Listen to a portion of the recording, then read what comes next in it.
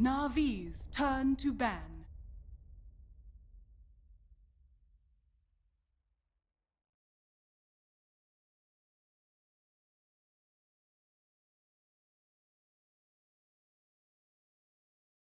Ten seconds remaining. Dire team pick.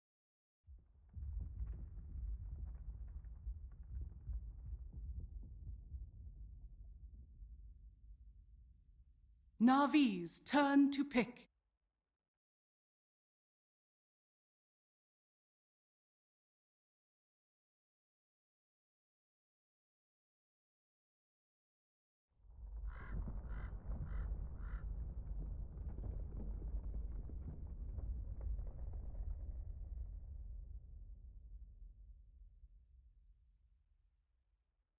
Ten seconds remaining. 5 seconds remaining.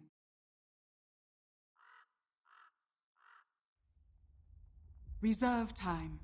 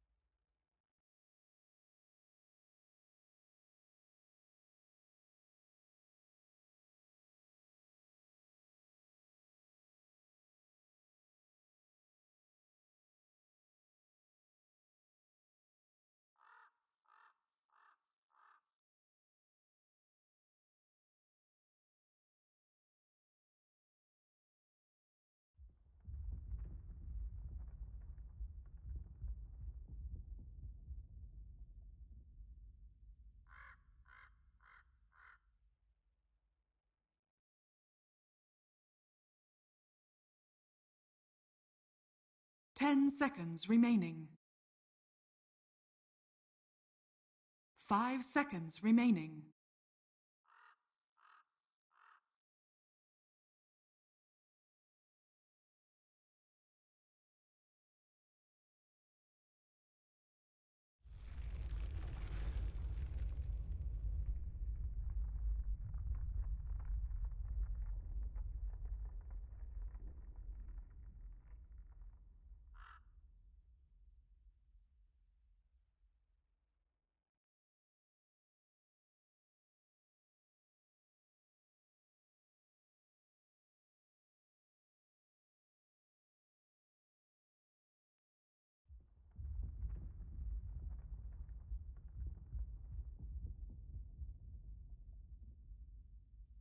Ten seconds remaining.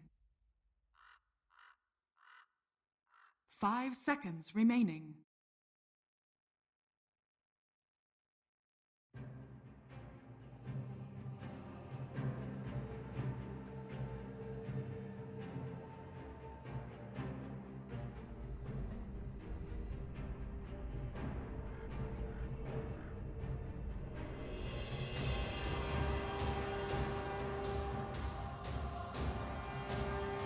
Yeah. And Andy, I'm an idiot. I can't remember in Reborn. Do I need to open mic to party or team for it to work for casting? Oh, okay. Okay, that's cool. That's good. So it's a good job you did that saying because that confirms it.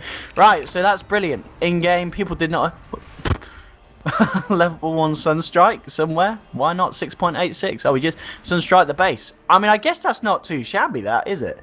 Level 1, get the Sunstrike out, have a quick little check at some items if you get vision when you Sunstrike the base. You know, you might see those secret item pickups. Yes. What? What? Is this a jungle Abaddon? Alright, so I guess it is jungle MP. I guess. I mean, I guess they are going to run him in the jungle if they're going to put Abaddon. I mean, this is what we were saying. The fact that I don't think I've actually seen a game where it has been support. I swear it just always has been in a farming core role, like on the bottom hard lane.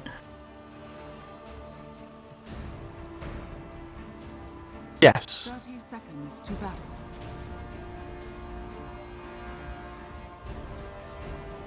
Oh, it's good. It is very good. Yeah.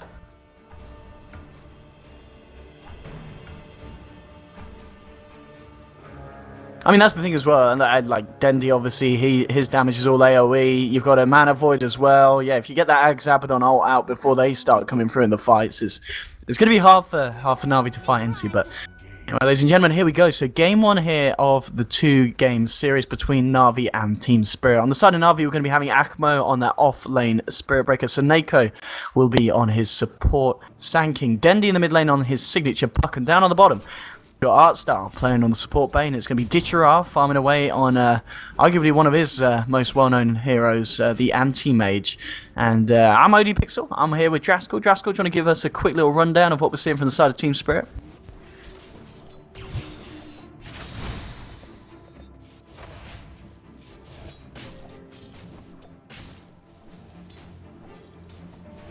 Oh, the names. I think Rams is definitely real. That rings a bell, yeah. Yeah.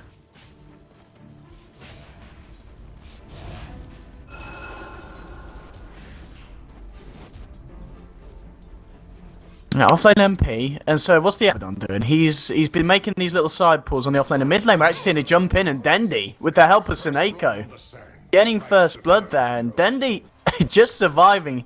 He's gonna salve up, and all right, we've got a Dendi puck game on our hands. Dire's middle tower is under attack.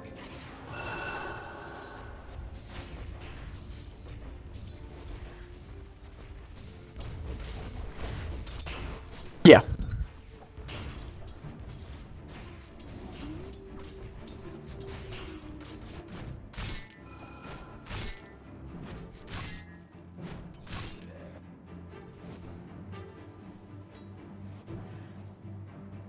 Yes, yeah.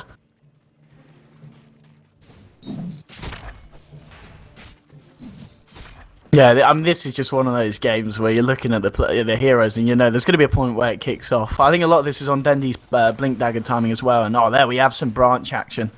Plants a tree, eats a tree, double the length for the regen. Yes, please. Dendi there, using it to hold his place in the mid lane. It's 10-1 against the 7-2. Also favouring the fact, and Saneko, he's looking for the rat round Invoker. He's ready for it this time though, playing a little bit more careful, getting back. Go Black is there as well and does have an Aphotic Shield available if stuff does kick off. So Invoker will be fine this time. And I mean, Saneko on this level 2 Sanking. I don't think I've ever seen level 2 Sanking be this aggressive in the mid lane.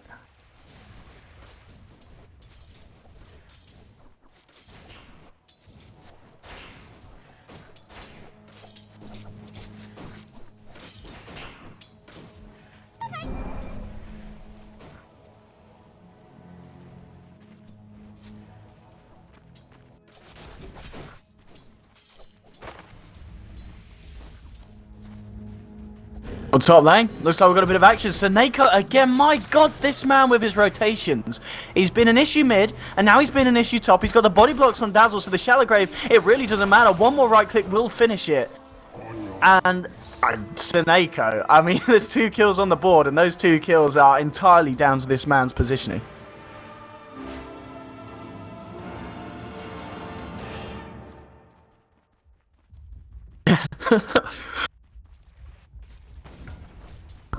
Спирит в итоге 2-0. Нави.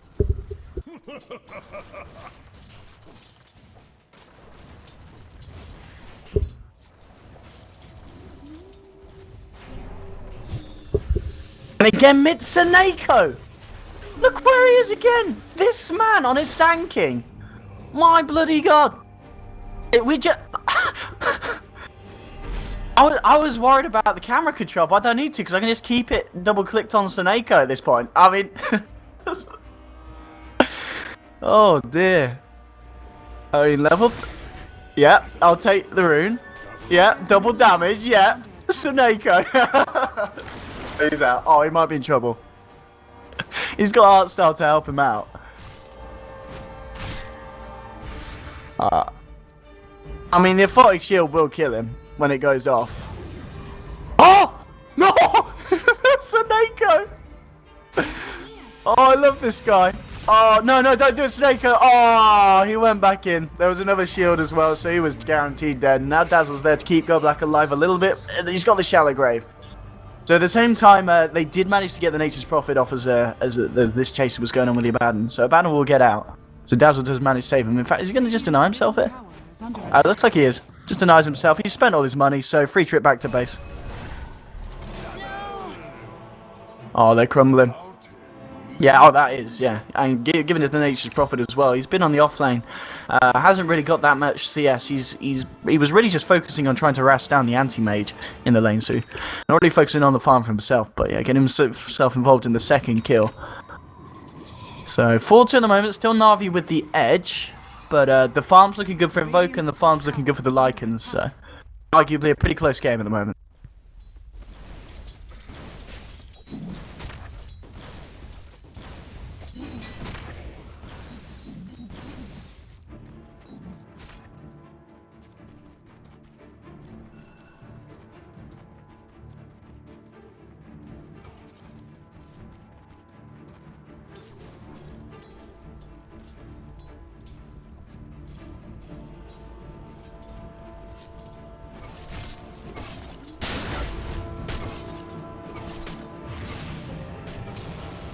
Look, bottom lane.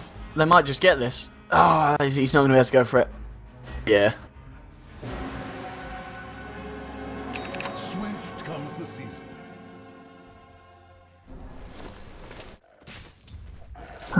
Talking about TP, they're actually going to teleport the Nature's Prophet up top. He's got a haste rune, and we'll see them start to get the push on this top lane. Seneca's going to come forward and use the Burrow Strike here. He needs to be a little bit careful. The Sandstorm to duke this one off. But it looks like they'll lose the tower here. I don't think Na'Vi can really stop this one. The pushing power, as we talked about in the draft, is pretty damn scary from Team Spirit. And yeah, they'll take the tier 1 here. And well, Aquaman's got to be careful. He has a charge, and he will get it off, yeah. Gets himself out of there. But this is pretty much Team Spirit's lineup coming into power, and pretty much what we'd expected. They'll just group up and just take down towers just like that.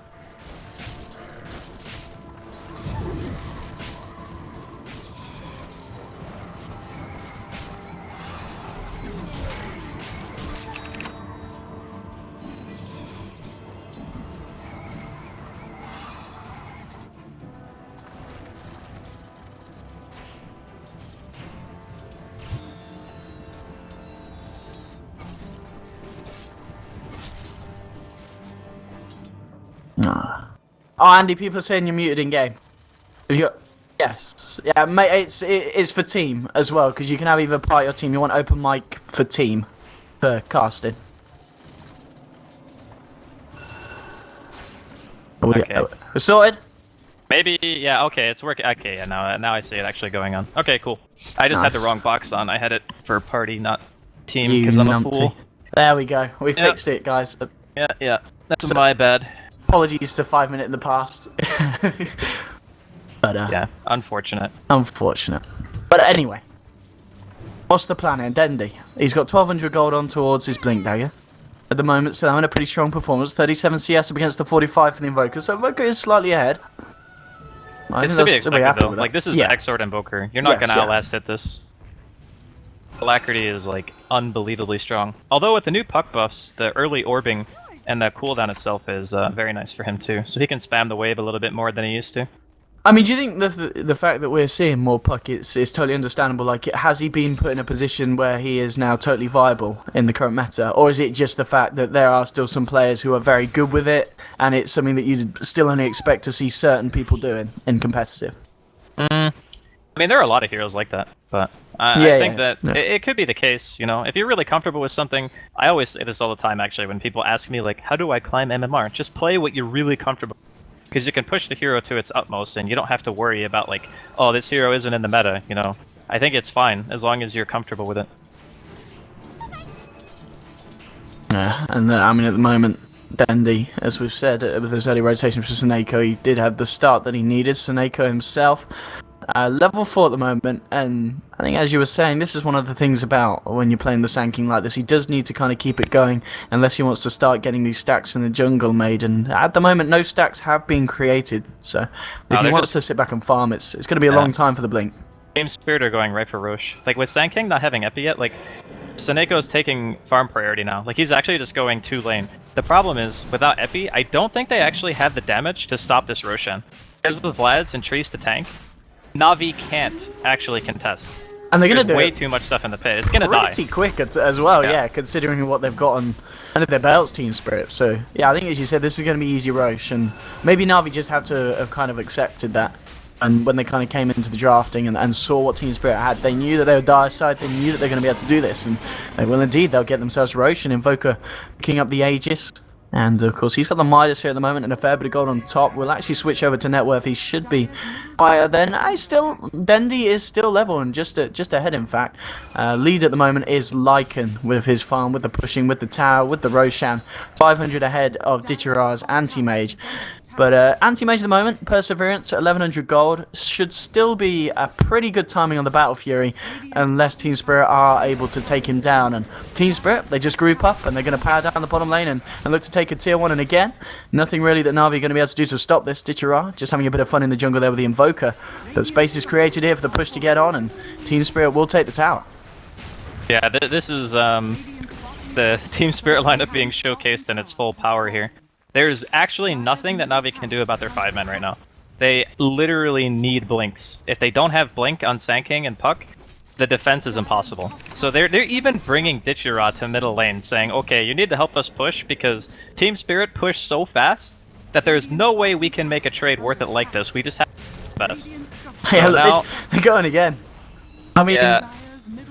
Do you just accept that you're going to lose your tier 2s as well in this game? Yeah, you actually can't fight this. Like, Dendi's here because he's the only person who can spam without putting himself in harm's way. We talked about how Team Spirit have really bad catch.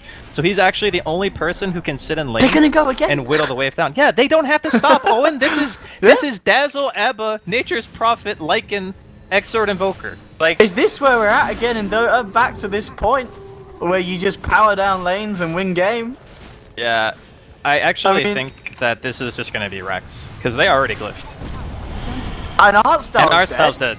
Yeah, okay. Oh, it's a big dream call. Big Waning Rift onto 4 as well. The Mana Boy comes through. They'll burst down Invoker, but he's got the Aegis. There'll be the Shallow Grave keeping the Lycan alive here. He's still hitting away at the tower. Invoker now back for round 2. Gets the Forge Spirits out again. The Bash coming out from Akmo. Looking to force them back out. So we saw the ults come into play there. The Mana Void and the Dream Call. It does a bit. They burned Glyph. They burned Glyph, so they have to go. Like, this could actually just be Rax if Na'Vi aren't careful. I mean, I don't know, they used everything there, and Seneco didn't even skill ulti, so he doesn't have Epicenter. Without Epicenter coil down, they only got the Aegis. Yeah, that's just buildings dead. They can just run now. They don't have to stay. But Na'Vi are gonna try to make it worth it. Can they even kill Ramses? He's just gonna turn and slap him. Oh my god, the AM dot. Oh god, they had Weave on. They had Weave on, Owen. Why would they try? Oh dear. Okay, so Na'Vi were in a position where they thought, okay, we can lose the Rax maybe, but if we don't get any kills out of this, then we are like totally screwed. So they're in the position where they feel, okay, we need to fight to try to get something in return because they saw Team Spirit trying to like run away.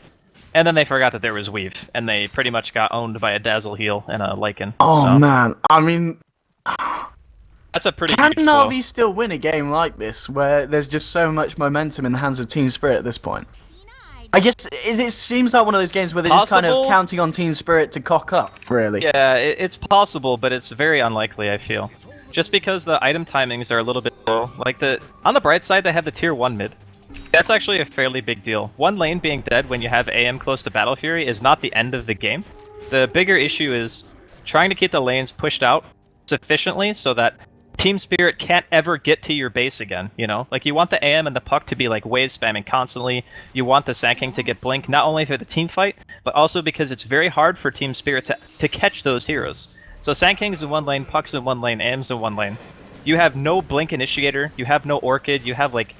You really have no way of killing those heroes, and I think that's what Na'Vi were banking on, is making it to that stage where they could get away with pushing out lanes forever, and they would win that game. But Team Spirit are just hitting their timing too quickly.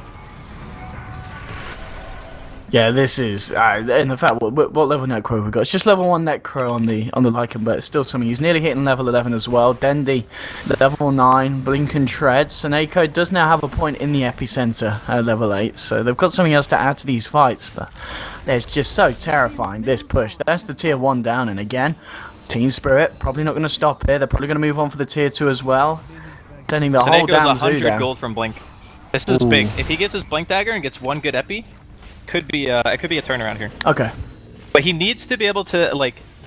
I think he needs to kill the Dazzle. If he kills the Dazzle, the push is over. Radiant's middle tower. Because then they can't sustain. Like, the Dazzle is the only thing that's making this possible right now for them. If they can kill him, I think they have a shot at defending this. Oh, you got your Battle Fury done, but they Godlike got just bought a mech. mech. Oh yeah. my god. 15-minute mech on this man, and a man that he did die early on, but since that he's been kept his composure, and he's not. I mean, this is the thing. This is Godlike, right? He's got what? 1 kill, only 2 assists. He's only got 24 CS, but just because of the amount of towers and objectives that they've taken, he's pretty damn rich. He really is. Oh, Iceberg. This could be a nice pick. Oh man, didn't get him. The deafening blast. Oh wow, everything being thrown down there. They say we need a Dream Coil, we need a Burst Strike. I mean, Seneco was there. I don't know. I guess it was maybe it wasn't still on cooldown. I don't know why they necessarily felt they needed to throw down the Dream Coil. Meanwhile, same time, top lane, Akmo getting caught out on his own. And the 5-man push is going to now look towards the top lane. They've taken the tier 2 mid. They want to try and find this final tier 2 top. But as you said, Na'Vi, they do have the epicenter blink on Seneco. Maybe that's what's going to be able to turn it around. They're going to go straight for it here. Epicenter straight in with the waning wrist as well. The burst strike onto 3. Nice the Fuse Grip. But always want to fly, stopping the Dazzle from doing anything. Dazzle's going to go down, but they've lost it. Chara and Team Spirit is just turning and fighting. Ramses running down Artstyle. The damage is too much. Bane's going to fall here. Seneco hiding and blinking out in the tree line. Dendi himself got to blink away and get himself out there with the illusory orb. And again, it's a nice combo, but you're only killing the goddamn Dazzle. Well, it would be okay just killing the Dazzle if they didn't lose their AM.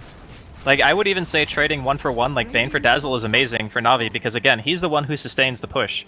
He's the guy who throws out the healing wave on the Treants and the Wolves to keep them alive. Because if they didn't have that, then between Sandstorm and just Orb Spam, I think they could defend their towers, and look, it's just being showcased now. With no Dazzle to keep the wave alive, like, Team Spirit can't actually breach the high ground. I think they're going to be more comfortable just waiting for Always Wanna Fly to come back, a lane's pushed in, wait for the next Roshan, and just play it safe. And I think, wait, what's that? That is, so now they've got level 3 Necro on both the Invoker and the Lycan. I mean, I'm not saying it's great, Owen. I'm just trying to find a little bit of happiness for Na'Vi, because killing the Dazzle was a good play. It's just, the trade was too heavy. Like, you can't lose a core for a support no matter what the position you're in, right? Like, you never want to make that trade. Okay, Burrow Strike.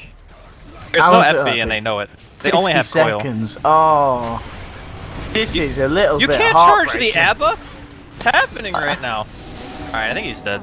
I mean, Mech's been popped. Akmo, he's been popped. And look at these. It's just game over, man. There's actually just no way they can fight this. I think you just rethink your life priorities now if you're Na'Vi and say, right, we can't let Team Spirit do this because it wins games in 18 minutes. They had a very fragile lineup. Like, I can see where Artstyle's coming from with his opening draft. As soon as they opened with Invoker Dazzle, Artstyle already assumes that there's 5-man potential there. Just GG. Yeah. GG. I mean, exactly, yeah. It's GG. They can't do anything about it. But, as I was saying, it's like, you open up Invoker Dazzle, and then you want something to be able to contest lanes, to delay the 5-man, and then you want something that can teamfight, is his mentality. So he picks Bane for lane dominance, and then he picks Sand King for teamfight. And unfortunately for Seneco, even though he had like a pretty good early game, I think he actually just spent too much time doing things, like, he wasn't greedy enough.